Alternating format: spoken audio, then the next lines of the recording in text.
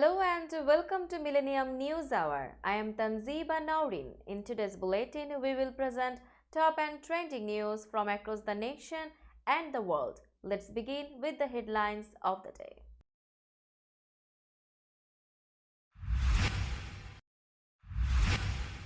Plane destroyed after flying over DC, crashing in rural Virginia, leaving 4 dead. Former Vice President Pence files paperwork launching 2024 presidential bid in challenge to Trump. With new video, Governor Doug Bergum of North Dakota edges closer to Republican presidential race. A man wants to trademark Trump too small for t-shirts. Now the Supreme Court will hear the case. Resident sues after Iowa building collapse kills 3, says city and owners didn't warn them of danger. Indian opposition leader Rahul Gandhi calls on US audience to stand up for modern India. New Hampshire Governor Sununu rules out 2024 presidential bid, warns that crowded GOP field helps Trump.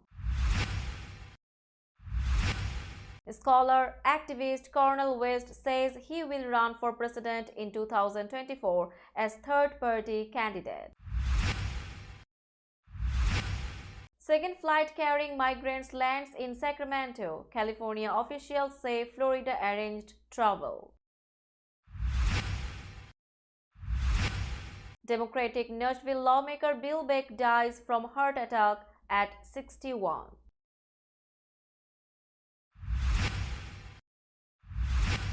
India-US agree on roadmap for defense industry cooperation.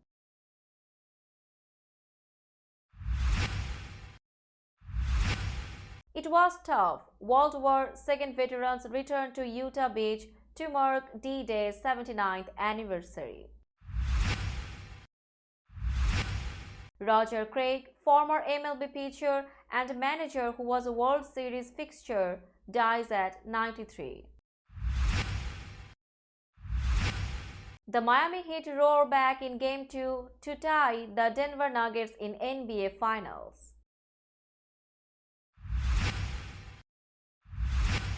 And Buffalo Bills break ground on new $1.54 billion stadium.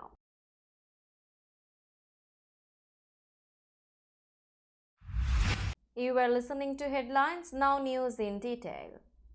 Federal investigators trudged through rugged terrain Monday in search of wreckage from a business jet to solve the mystery of why the plane veered off course and slammed into a mountain, killing 4 people. A day after the plane flew over the nation's capital, prompting the military to scramble fighter jets, the Federal Aviation Administration said in a brief update that the pilot and 3 passengers were killed and that the plane was destroyed in the crash. Their identities weren't immediately released. NTSB investigator Adam Gerhard told reporters it will take investigators a while to reach the remote crash scene about 2 to 3 miles north of Montebello. They expect to be on the scene for at least 3 to 4 days. NTSB spokesperson Jennifer Gabry said that the investigators have to hike to the site on foot because of the mountainous terrain. Attention on the crash and its cause was heightened by its unusual flight path over Washington, D.C. and a sonic boom caused by military aircraft heard across the capital and parts of Maryland and Virginia. The North American Aerospace Defense Command said in a statement that military aircraft was authorized to travel at supersonic speeds, which caused the sonic boom. The aircraft also used flares to try to get the pilot's attention. Investigators will look at when the pilot became unresponsive and why aircraft flew the path that it did, he said. They will consider several factors that are routinely examined in such probes, including the plane, its engines, weather conditions, pilot qualifications, and maintenance records, he said. Former Vice President Mike Pence filed paperwork on Monday declaring his campaign for president in 2024, setting up a challenge to his former boss, Donald Trump, just 2 years after their time in the White House ended with an insurrection at the U.S. Capitol and Pence fleeing for his life.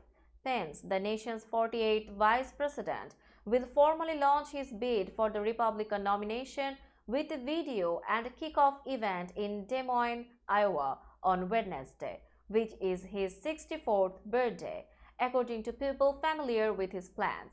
He made his candidacy official Monday with the Federal Election Commission, while Trump is currently leading the early fight for the nomination, with Florida Governor Ron DeSantis polling consistently in second. Pence supporters see a lane for a reliable conservative who espouses many of the previous administration's policies but without the constant tumult. While he frequently lauds the accomplishments of the Trump-Pence administration, a Pence nomination in many ways would be a return to positions long associated with the Republican establishment but abandoned as Trump reshaped the party in his image. Pence has warned against the growing populist tide in the party, and advisors see him as the only traditional Reagan-style conservative in the race. North Dakota Governor Doug Bergum took another step toward entering the race for the 2024 Republican presidential nomination, posting a YouTube video on Monday touting his rise from a small-town boy to a self-made software entrepreneur and a successful governor who has cut red tape and taxes. Although the video doesn't mention it, Bergum has signed several new laws this year that restrict abortion rights and the rights of transgender people. One law bans schools and government agencies from requiring their employees to refer to transgender people by the pronouns they use. Another law, among the strictest in the nation, bans abortions throughout pregnancy with only slim exceptions up to 6 weeks gestation. Bergum is expected to announce his candidacy on Wednesday at a midday event in Fargo. Two GOP operatives who had knowledge of Bergum's plans told the Associated Press last month. The 66-year-old would enter an increasingly crowded field dominated by ex-President Donald Trump and Florida Governor Ron DeSantis. Former Vice President Mike Pence filed paperwork declaring his campaign on Monday. The Supreme Court said Monday it will hear a case in which a man tried to trademark a phrase mocking former President Donald Trump as too small. The Justice Department is supporting President Joe Biden's once and possibly future rival in urging the court to deny a trademark for the suggestive phrase "Trump too small" that a California man wants to put on T-shirts. The case will be argued in the fall, one of two disputes on the court's upcoming agenda that involve Trump or one of his businesses. Government officials said the phrase "Trump too small" could still be used, just not trademarked because Trump had not consented to its use. But a federal appeals court said refusing trademark registration violated free speech rights. The High Court has considered a raft of Trump-related cases in recent years. The justices have dealt with cases about Trump's claims of fraud in the 2000 election and with his efforts to shield his tax records from Congress and to keep other tax records from prosecutors in New York, among other things. The bodies of 3 men have been removed from the site of a collapsed 6-story apartment building in Davenport, Iowa, about a week after part of the century-old structure tumbled to the ground, the city's police chief announced Monday. "We don't have any other information at this time that there are any additional people missing," Chief Jeff Bledel said, as officials were announcing the recovery of the bodies, the first of what could be numerous lawsuits by residents and their families was filed. Tenant Dana is accusing the city of Devonport and the building's current and former owners of knowing of the deteriorating conditions and failing to warn residents of the risk. The lawsuit alleges multiple counts of negligence, seeks unspecified damages, and notes that additional suits are likely. The city had warning after warning, Attorney Jeffrey Goodman said in an interview with the Associated Press. He called it a common trend in major structural collapses he has seen. They had the responsibility to make sure that the safety of the citizens comes first. It is very clear that the city of Devonport didn't do that. Indian opposition leader Rahul Gandhi praised his criticism of the country's leadership in a speech Sunday, calling for Indians in the US and back home to stand up for democracy and the Indian constitution. Gandhi, a sharp critic of Indian Prime Minister Narendra Modi, who was expelled from parliament, accused Modi and his Bharatiya Janata Party of dividing the country and failing to focus on important issues such as unemployment and education. To be nasty to people, to be arrogant, to be violent, these are not Indian values, Gandhi told a crowd of about 700 at the Indian Overseas Congress USA event at the Jacob Javits Center in Manhattan. He spoke just after a minute of silence recognizing a massive train derailment in eastern India that killed 275 people and injured hundreds more. Gandhi has been on a three-city tour of the United States, including speaking engagements at Stanford University in California and the National Press Club in Washington, D.C. Meanwhile, U.S. congressional leaders have invited Modi to address a joint meeting of Congress later this month. House Speaker Kevin McCarthy, Senate Majority Leader Chuck Schumer, and other leaders announced the address as an opportunity to share your vision for India's future and speak to the global challenges our countries both face. New Hampshire Governor Chris Sununu said Monday that he will not seek the presidency in 2024, arguing that Republican candidates with no path to victory must have the courage to get out of their party's increasingly crowded primary to stop former President Donald Trump. The 48-year-old governor, who has emerged as a frequent Trump critic, made the announcement on CNN and followed up with a social media post and an op-ed in the Washington Post. I will not seek the Republican nomination for president in 2024, Sununu tweeted. The stakes are too high for a crowded field to hand the nomination to a candidate who earns just 35% of the vote, and I will help to ensure this does not happen. Sununu was among a small group of Republican officials still openly contemplating a presidential bid. Even with his decision, the 2024 GOP White House field will be large. Scholar and progressive activist Cornel West announced Monday he is running for president next year as a third-party candidate, saying he wants to empower people who have been pushed to the margins. In a Twitter video, West said he will run as a member of the People's Party. He criticized both major political parties and their standard-bearers, President Joe Biden and former President Donald Trump. Both Biden and Trump are running again in 2024.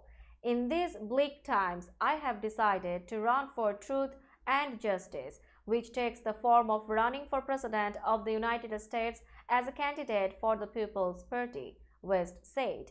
I enter in the quest for truth, I enter in the quest for justice, and the presidency is just one vehicle to pursue that truth and justice, what I have been trying to do all of my life. West is a well-known black scholar and author and a former professor at Harvard and Princeton universities. He criticized former President Barack Obama as a war criminal and supported Senator Bernie Sanders of Vermont, a Democratic socialist, in his presidential bids in 2016 and 2020.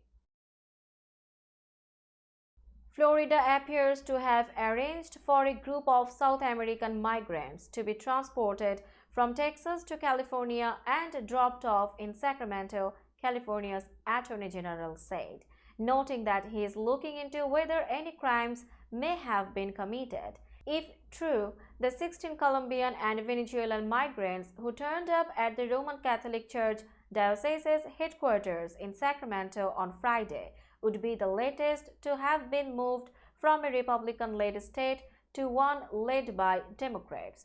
The migrants had documents that appeared to be issued by the state of Florida, though the circumstances surrounding their arrival was still under investigation, Attorney General Rob Bonta said Saturday. He also said he is evaluating whether violations of civil or criminal law took place.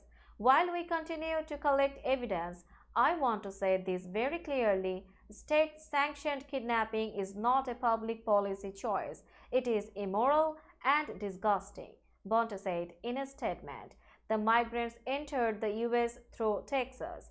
Eddie Carmona, campaign director at PICO California, a faith-based group that helps migrants, said U.S. immigration officials had already processed the young women and men and given them court dates for their asylum cases when individuals representing a private contractor approached them outside a migrant center in El Paso, Texas, and offered to help them get jobs and get them to their final destinations. Tennessee Representative Bill Beck, a Democrat who had served in the House of Representatives since 2015, has died. He was 61. Beck died on Sunday after having a heart attack. The House Democratic Caucus said in a statement. He was an attorney whose legislative district included downtown and East Nashville, as well as Madison, Old Hickory, and parts of Donaldson. Bill Beck was one of my closest friends, House Minority Leader Karen Kemper said in a statement. He was not only my colleague but also my confidant. His warmth, intellect, and passion for people made the House of Representatives a better place. Representative John Ray Clemens, the Democratic Caucus chairman, said everyone privileged enough to ever cross Bill's path knows what a special person and caring individual he was. He truly had a public servant's heart and the most memorable love. I will miss my dear friend and colleague. Under Tennessee law, it is now up to Republican Governor Bill Lee to call a special election to fill Beck's vacant seat. In a statement, Lee on Monday called Beck a faithful, dedicated public servant and friend. Beck is survived by his wife Pamela and daughter Meredith. Now it's time for global updates.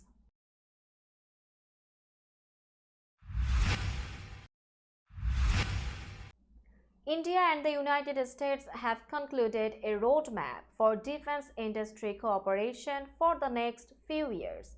The Indian government says a move expected to bolster New Delhi's defense manufacturing ambitions. Washington is working to deepen ties with the world's largest arms importer and sees deeper military-to-military and technology ties with the South Asian country as a key counterweight to China's dominance in the region. The agreement comes weeks before Indian Prime Minister Narendra Modi visits Washington on June 22 for an official state visit and holds talks with President Joe Biden. Talks between Singh and Austin had a particular focus on identifying ways to strengthen industrial cooperation, a statement by the Indian Defense Ministry said. Both sides will identify opportunities for co-development of new technologies and co-production of existing and new systems and facilitate increased collaboration between defense startup ecosystems of the two countries, it said. Towards these objectives, they concluded a roadmap for US-India defense industrial cooperation, which shall guide the policy direction for the next few years. World War II veterans shared vivid memories of D-Day and the fighting as dozens returned to Normandy beaches and key battle sites to mark the 79th anniversary of the decisive assault that led to the liberation of France and Western Europe from Nazi control. Looking at the vastness of Utah Beach, its sand blowing in a strong wind and bright sunshine, 99-year-old Robert Gibson remembered. It was tough. Gibson landed there on June 6, 1944 alongside more than 150,000 other Allied troops. He said there were lots of casualties. We had almost run over bodies to get in the beach. Never forget we were only 18, 19 years old. I'm glad I made it.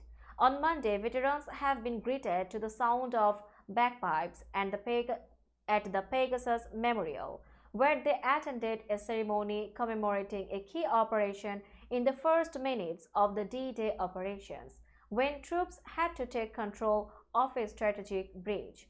On Sunday, more than 40 American veterans of World War II formed a parade using wheelchairs along the streets of the small town of Sainte-Mère-Église, where thousands of paratroopers jumped not long after midnight on June 6, 1944. Cheerful crowds applauded, calling out mercy and thank you. Children waved, and many families asked for a photo with the men.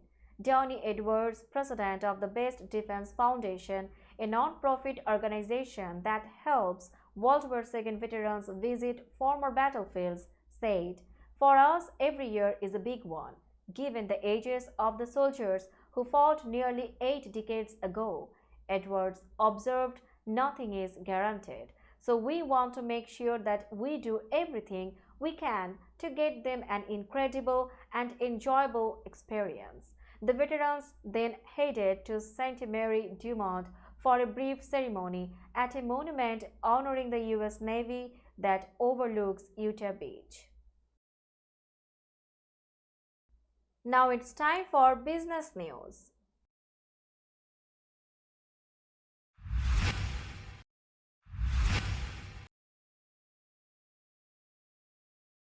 Today's New York stock close price is 15,275.21. The NYSE Composite is decreased by 69.98 points or 0.46%.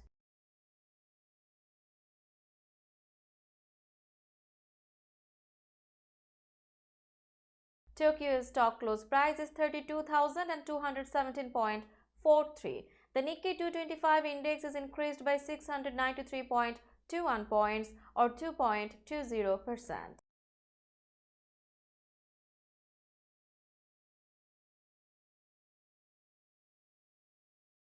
Shanghai stock close price is 3,232.44. The Shanghai index is increased by 2.37 points or 0.07%.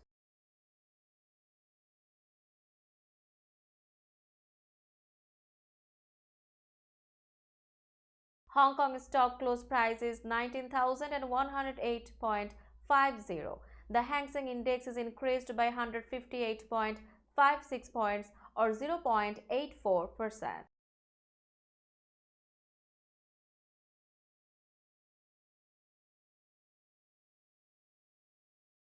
Bombay stock close price is 62,787.47. The Sensex index is increased by 240.36 points or 0.38%. Let's have a look on today's sports stories.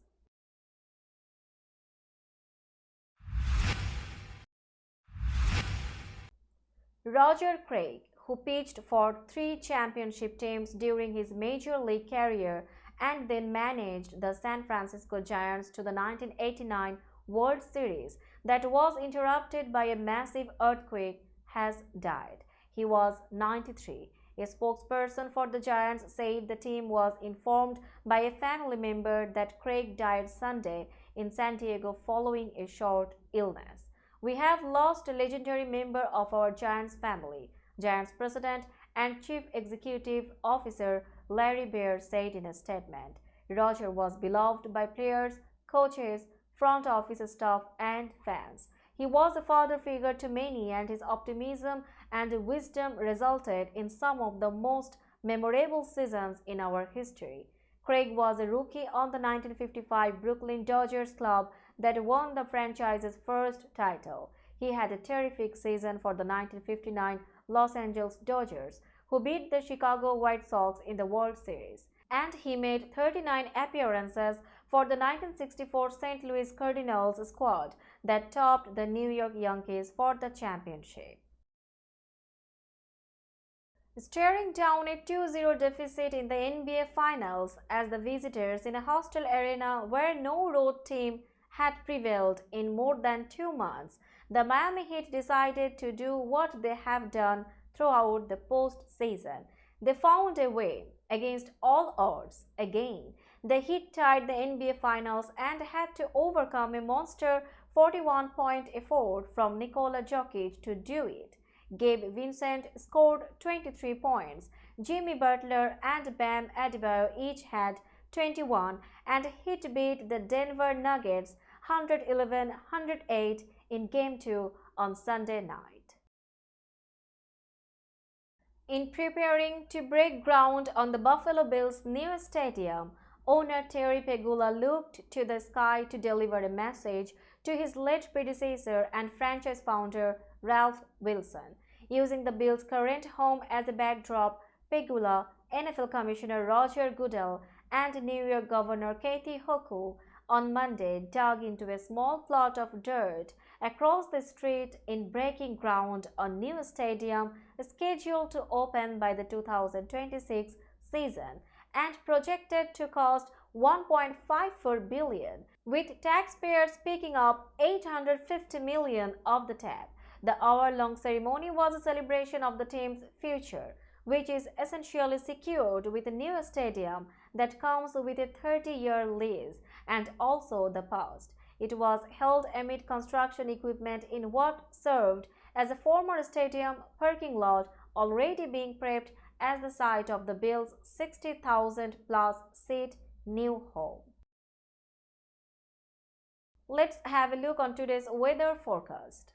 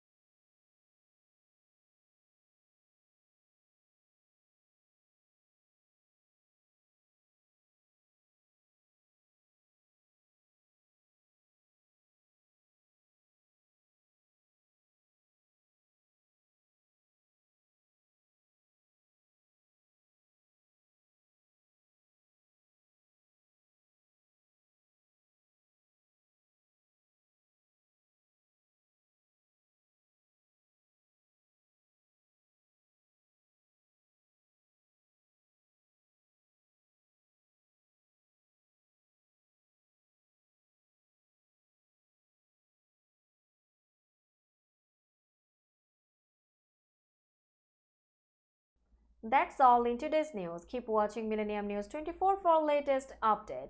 Millennium TV US and Millennium News 24 network is transmitted and available to be watched free for all at TVs such as Sony, Samsung, LG, Roku TV, Amazon TV and Apple TV, and also in all European countries and Australia. Available with the Sky Network, Worldwide Jadoo TV, Radiant IPTV, Worldwide Jago BD Network and Horizon Satellite globally. Stay connected with us for all types of informative and entertainment program. Thank you.